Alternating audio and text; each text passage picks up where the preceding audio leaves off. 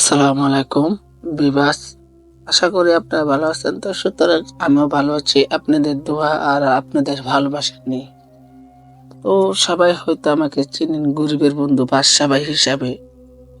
তো আমিও সেই হিসাবে আপনাদের কাছে আজকেও একটা স্পেশাল এপিসোড দেওয়ার চেষ্টা করতেছি। তবে আপনারা সবাই আমার জন্য দোয়া করবেন আর বেশি বেশি ভালোবাসা দিবেন। জানি না কতদিন আপনাদের ভালোবাসা আমি একসেপ্ট করতে পারবো, এমনকি গ্রহণ করতে পারবো। তো যতদিন গ্রহণ করতে পারি, যতদিন অ্যাকসেপ্ট করতে পারি, ততদিন আমি পারবো। হয়তো আমি এক সময় দেখা গেছে অনলাইনতে বাড়ি গেলে হয়তো বা আপনার কেউ আর আমার খোঁজ নিয়েও দেখবেন একদিন। কারণ এই হলো গিয়ে শিল্পীদের জীবন, আর এই হলো গিয়ে আমাদের একটা কন্টেন্ট তাদের একটা জীবন। তো বেশি কথা বাড়াবো না, এবার চলে যাব বইয়ের দিগন্তর। আপনাদেরকে জানাচ্ছি স্বাগতম। তবে স্বাগতম বলে আমি শুরু করব আমার ঘটনাটি, যে ঘটনাটি সম্বন্ধে হয়তো বা আপনারা অবগত ছিলেন না এতদিন। তো আজকে হয়তো বা আপনারা সেই ঘটনাটি সম্বন্ধে অবগত হতে পারবেন। তো সেই আশ্বাসে আমি আপনাদের সামনে নতুন একটি ঘটনা তুলে ধরার চেষ্টা করব আর কি। তবে ঘটনাটা পাঠিয়েছে আজকেও হবিগঞ্জ জেলা থেকে। তবে আমি আজকে হবিগঞ্জে আছি, ওনাদের বাড়িতে আছি। তো ঘটনাটি যিনি পাঠিয়েছে ওনার নাম নজরুল, হবিগঞ্জ জেলা, কিন্তু আজমিরি থানা পোস্ট অফিস কাকালচো, গ্রামের বাড়ি কামালপুর। তো আমি সেই এলাকাতে আছি আজকেও। তো আমি কইছিলাম যে স্পেশাল এপিসোড হিসেবে আপনাদেরকে একের পর এক এপিসোড দিয়ে যাব। তবে আজকেও আপনাদেরকে দিচ্ছি। তবে ওনার বাড়ি কামালপুর না, মূলত ওনার বাড়ি হচ্ছে গোয়ারধার। আমার হয়তোবা জায়গার নাম বুঝতে ভুল হয়েছে। তো আমি ওনার বাড়িতে আছি, উনি আবার বললো যে আমার বাড়ি গোয়ারধার। ওনার বাড়ি গোয়ারধার যেহেতু, তো নজরুল ভাইয়ের সেই ঘটনাটি আপনাদের সামনে তুলে ধরার চেষ্টা করব। আর তার চেয়ে বড় কথা, উনি যে এত সুন্দরভাবে ঘটনাটি লিখেছে বলার বাহিরে। ওয়াও ওয়াও, ঘটনাটি ভেরি অসম ঘটনা বলতে গেলে এক কথা। দ্বিতীয় নম্বর কথা যেটা হলো কি আপনার, যে উনি পেশাগতভাবে একজন অটোওয়ালা। তবে গ্রামের রাস্তায় আঁকা পাকা পথ, খুব সুন্দর রাস্তা, চারপাশ ফুলে ফসলে ভরা, ধান ক্ষেত, আলু ক্ষেত, অনেক ধরনের মানে ফসলাদি আছে আর কি। তো এসব ফসলাদির মাঝখানে আজকে আমি বসে বসে ওনার ঘটনাটি রেকর্ড করব। আপনাদের কাছে যদি ভালো লাগে অবশ্যই লাইক কমেন্ট শেয়ার করে দিবেন, আর ওনাকে অবশ্যই ক্ষমা সুন্দর দৃষ্টিতে দেখবেন। হয়তোবা পরবর্তীতে আমরা ওনার কাছে চলে যেতে পারি। তো চলেন গাইস, আমি বেশি কথা বলবো না, আর বেশি কথা বাড়াবো না। কথায় মাথা আর বেঙ্গেরাতা ছাড়া। তো বেশি কথা আমি বলবো না, আমি আমার ঘটনার মূল পর্বটুকু বলার চেষ্টা করব যে কি কি ঘটছিল। তবে হ্যাঁ, আপনাদের দোয়ায় আশা করি আপনাদের দোয়া ভালো আছে।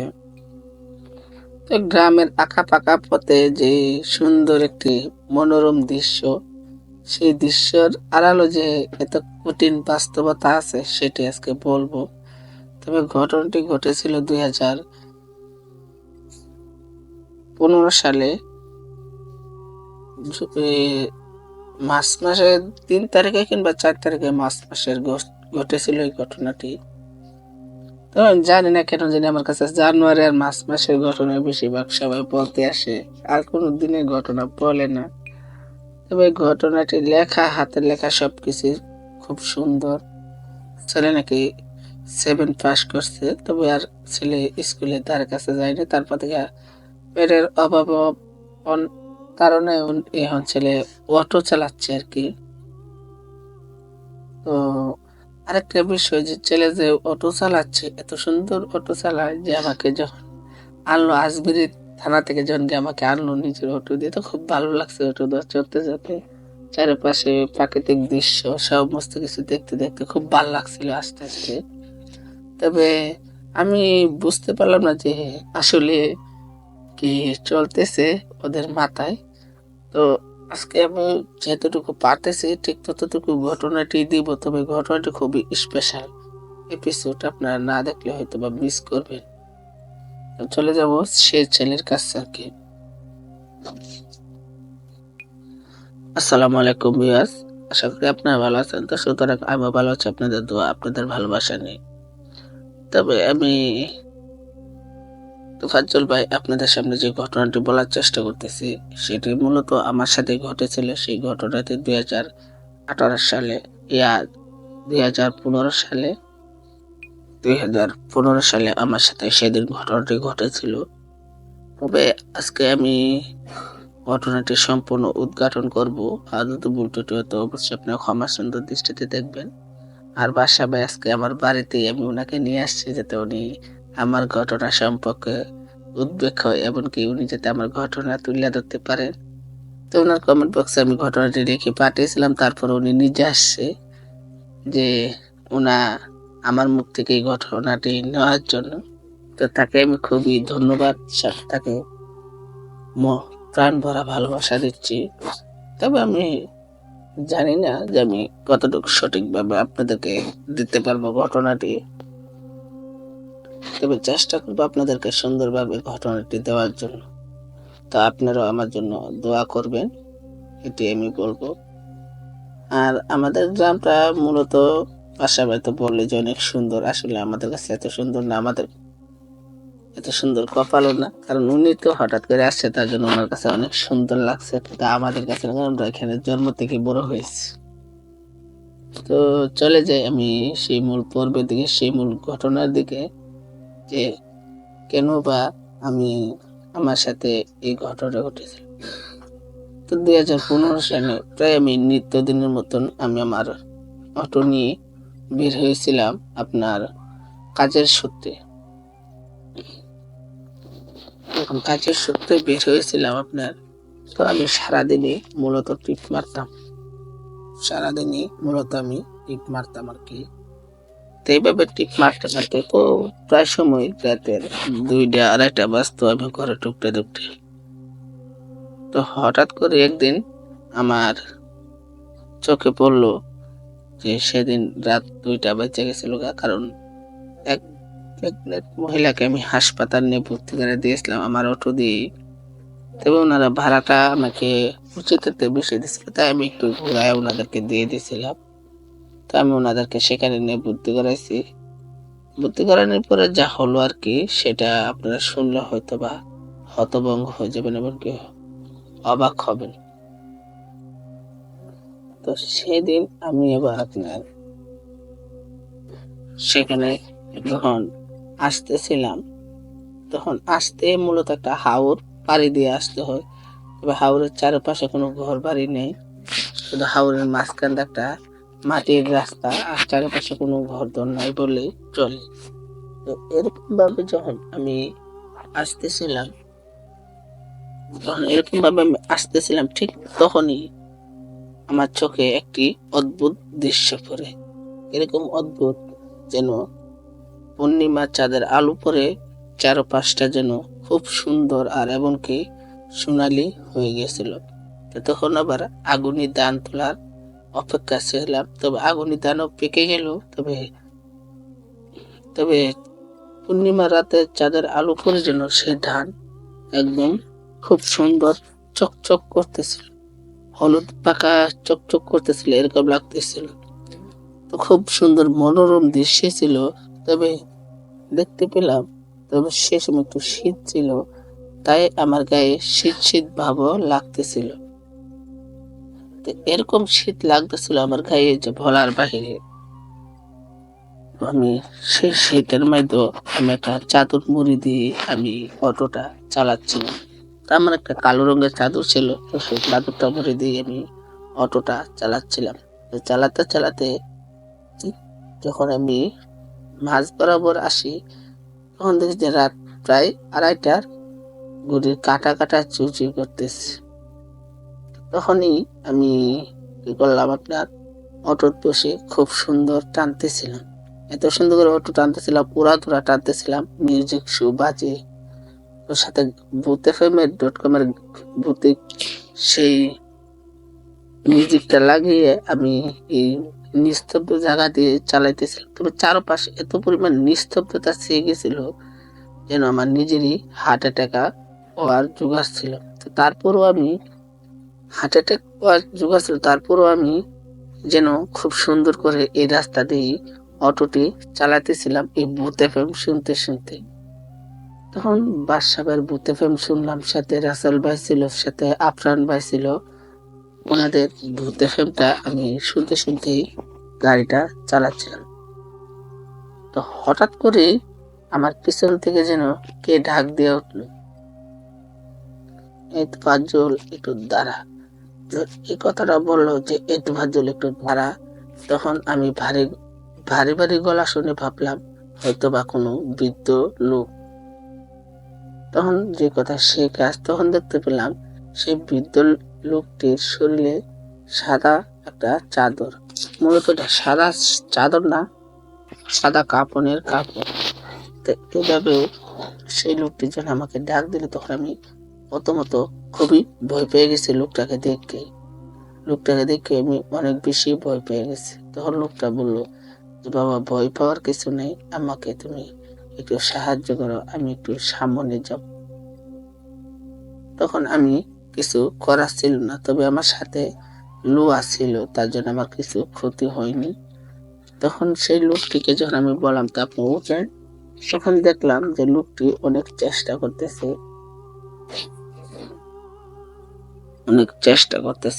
ওঠার জন্য, কিন্তু উঠতে পারতেছিল না এরকম লাগতেছিল লোকটিকে। তো আমিও সেই লোকটিকে হেল্প করব বলে নামলাম। নামার সাথে সাথে যেটা আমি দেখলাম, সেটা দেখে আমার হাত পা কাঁপুনি দিয়ে গেল। সেখানে যেন আমি সারা হাত পায়ের সার হারিয়ে ফেললাম এক নিমিষে। লোকটির চাওয়া দেখে লোকটি এরকম ভাবে ছিল, আর লোকটির চোখটি ছিল আপনার একদম হলুদ রঙের এমনকি সোনালী কালারের তার চোখ দুটো ছিল। তো এত চোখ দুটো দেখে আমি খুব ভয় পাইলাম। কারণ হলো কি, সাধারণ নর্মাল মানুষের চোখ সাদা কিংবা কালো থাকে, চোখের নেসটা সাদা আর বডিটা থাকে কালো। তো এই লোকটির চোখ দেখে মানে আমি খুবই ভয় পেয়ে গেলাম। তখন আমি চেষ্টা করতেছিলাম অটো ওঠার জন্য, তবে সেই লোকটি যেন আমাকে অটো উঠতে দিচ্ছিল না। তো সেই লোকটি যেন আবার আমাকে কি করলো, তাই আমি আর অটো যেন উঠতে পারতেছিলাম না, সেই ক্ষমতাটুকু আমার ছিল না। তো আমি কিছু রকমে সে অটো লোহার দূরে দাঁড়িয়েছিলাম যেন আমার কিছু ক্ষতি না হয়। কারণ মুখে শুনেছি যে আধ্যাত্মিক জগতে যত জিনিসই থাকুক, তারা নাকি লোহা দেখলে সামনে এগিয়ে আসে না। তো চারপাশে এই চাঁদের আলোর মধ্যে যেন একটু কষ্ট যেন লুকিয়ে লাগলো সেই লোকটা। আমি সেটা উপলব্ধি করতে থাকলাম। তবে আমি উপলব্ধি করতে করতে আমি এদিকটা ভয়ও পাইতে থাকলাম। সেই লোকটি আমাকে বলতেছে যে আজকে তোর শেষ দিন, আজকে তোকে আমি হত্যা করব।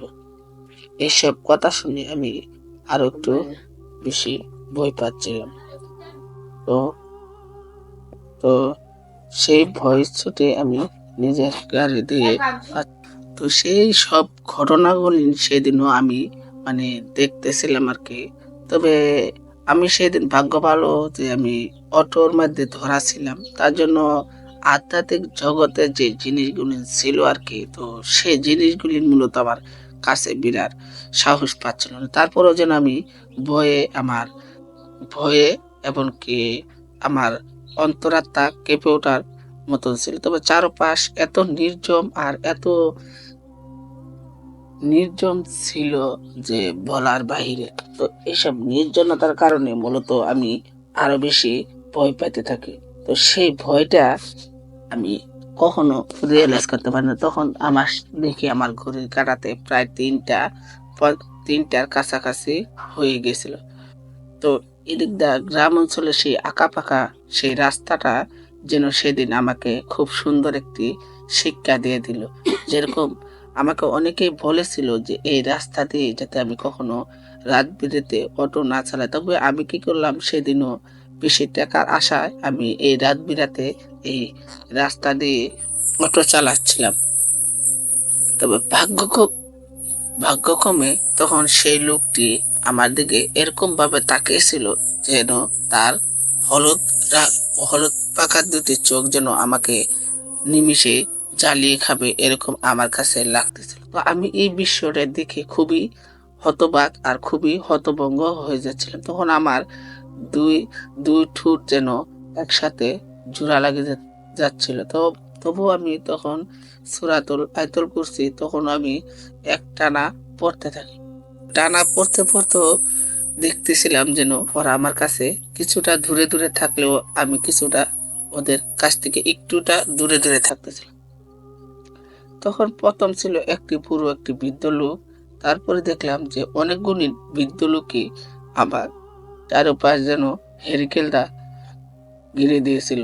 তো এই সব ঘটনাটি তখনও আমার সাথে ঘটতেছিল সেই আমি হাওরের মাঝখানে, তবে চারপাশে খুব সুন্দর হলুদ পাকা ধান, আর তখন যেন বাতাসটাও একটু ভারী হয়ে গেল, যেন প্রকৃতি নিজের মতন করে সেজে উঠলো। তবে অমাবস্যা সেই চাঁদের আলোটা পড়াতে যেন আর একটু বেশি সৌন্দর্য লাগতেছিল। তবে এই সৌন্দর্যের মাধ্যমে যেন আমি নিজে বেঁচে থাকার কোনো সন্ধান পাচ্ছিলাম না। তখন একজন বাঁচার জন্য আমি লড়াই করছিলাম, আর সেই আধ্যাত্মিক জগতের সেই বৃদ্ধ লোকটা যেন আমাকে মারার জন্য লড়াই করতেছিল। তো একইভাবে আমি এই লড়াই করতে করতে যেন ওনার সাথে খুবই ক্লান্ত হয়ে পড়তেছিলাম।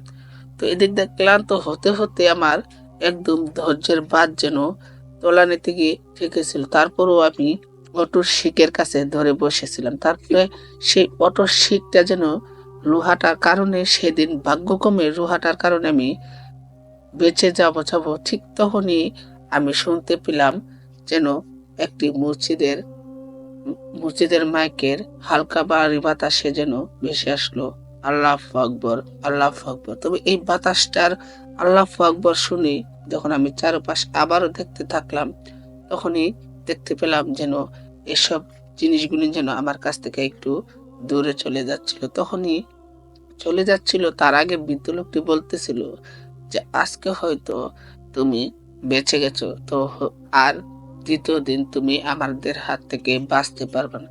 তো এইসব কথাটি শুনে আমি খুবই ভয় পাচ্ছিলাম। আর তখনই আমার হঠাৎ করে আমার মায়ের চোখটি আমার চেহারায় ভেসে উঠলো। তখনই আমি একটু বুকে একটু বল নিয়ে একটু সাহস নিয়ে আমি একটি দৌড়ে দিলাম সেই হাওর পাতারে। তবে হাওর পাতার দৌড়তে হঠাৎ করে আমি এসে পৌঁছাই একটি মসজিদের সামনে।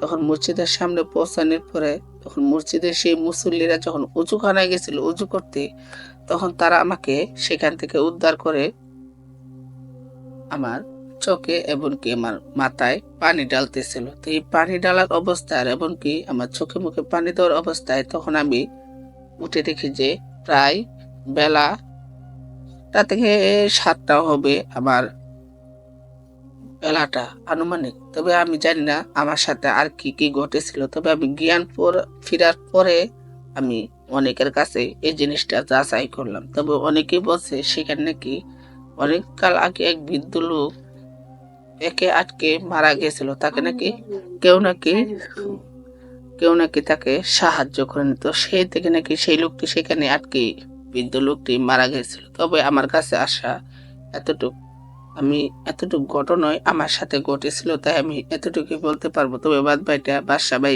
বিশ্লেষণ করে আপনাদেরকে জানিয়ে দেখ। তবে আমার যদি ভুল ত্রুটি হয় তো অবশ্যই আপনারা ক্ষমা সুন্দর দৃষ্টিতে দেখবেন। আসসালামু আলাইকুম। তবে উনার কথা শুনে যতটুকু আমার মনে হলো আর কি, যে উনার কথা শুনে আমার যতটুকু মনে হলো যে আসলে উনার সাথে যে ঘটনাটা ঘটেছিল, আসলে এই ঘটনাটা উনার সাথে ঘটাটা একদম উচিত ছিল না বলে আমি বলবো। তবে হ্যাঁ, আপনি সাবধানতা অবলম্বন করে গাড়ি চালাবেন, আর আপনি অবশ্যই এই রাস্তায় আর কখনো জেলেও এতটুক রাত করে আপনি বাড়ি ফিরবেন না। তবে সেদিন আপনার ভাগ্যক্রমে আপনার বাবা মার দোয়া ছিল বলে আপনি বেঁচে গেছেন। তবে পরবর্তী হয়তো আপনি নাও বাঁচতে পারেন। তবে আমার একটা অ্যাড্রেস এখানে আসছে, যদি আপনাদের কাছে কোনো ভালো কোনো হুজুর কিংবা কবিরাজ থাকে তাহলে ভালো কোনো সাধক থাকে তাহলে আপনারা এখানে গিয়া ঝাড়ফুঁক করা এটাকে এখান থেকে এই রাস্তা থেকে তাড়িয়ে দিতে পারেন। আমি এতটুকু বলবো, তবে নিজেরা একা একা কিছু পণ্ডিতি করতে যাবেন না, তাহলে হিতে বিপরীত হয়ে যেতে পারে। তো গাইস, আমার কাছে এতটুকুই, আমি আপনাদেরকে বিশ্লেষণ আজকে করতে পারলাম। তবে আপনাদের যদি ভালো লাগে তো অবশ্যই লাইক কমেন্ট শেয়ার করে দিবেন, আর অবশ্যই বন্ধু বান্ধব নিয়ে দেখার চেষ্টা করবেন। রাত 12টার এপিসোড বইয়ের দিগন্তর আপনাদেরকে জানাচ্ছি স্বাগতম। আসসালামু আলাইকুম রহমতুল্লাহ বারাকাতু। আজকের মতন বাদশা ভাই এখান থেকে বিদায় নিচ্ছে। পরবর্তী আবার কোনো জায়গায় গেলে কোনো জায়গা থেকে আমি ঘটনা তুলে আপনাদের সামনে তুলে ধরার চেষ্টা করব। তো আপনারা ভালো থাকুন, সুস্থ থাকুন, এটাই আমি বলবো। আল্লাহ হাফিজ।